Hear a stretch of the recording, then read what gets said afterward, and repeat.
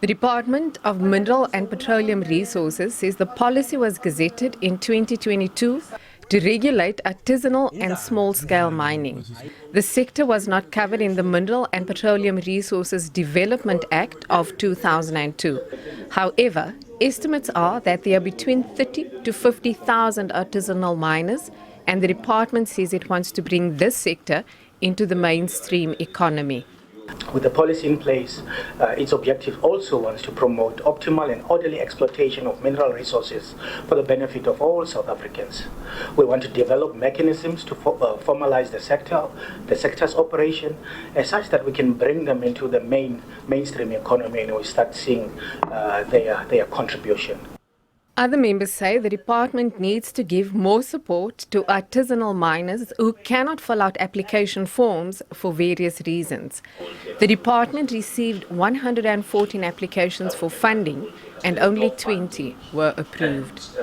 Based on the presentation was the access of information, communities having access of information, because what we have seen to many instances where these mines are located, they are in small towns, so they are far away from your big cities where the department offices is allocated.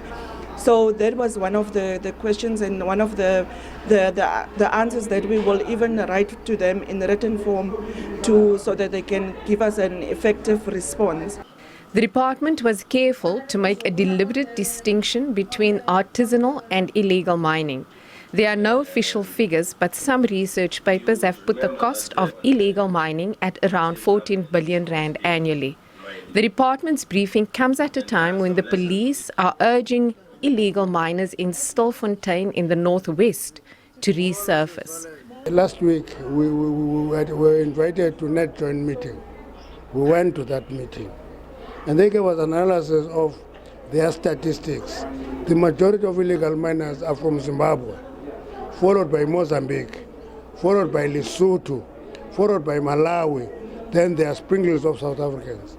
Now, if you start looking at that, and people make it a responsibility of our department to formalize that, I asked one person who asked me that question, I say, should I give this permit to Zimbabweans, Mozambicans, and Lesotho citizens, instead of doing artisanal mining for South Africans, which I do?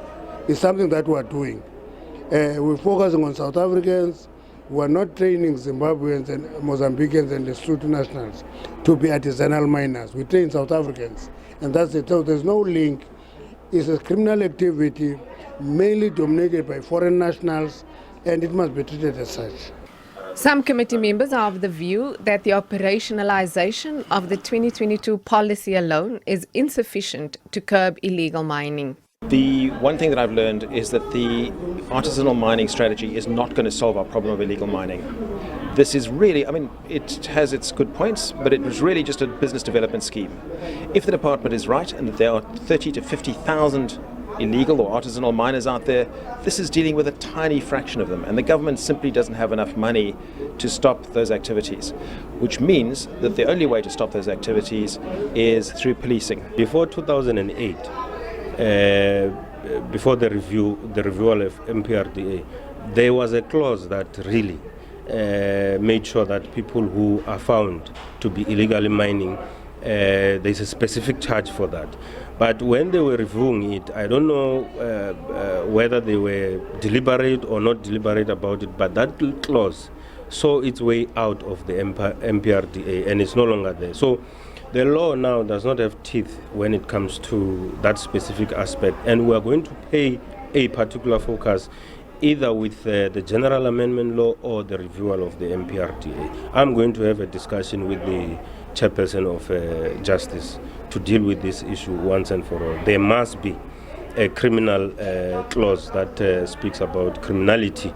The department is set to introduce its own proposals to amend the 2002 Act, but this is in its infancy stages. Alrisma Shaba, SABC News, Parliament.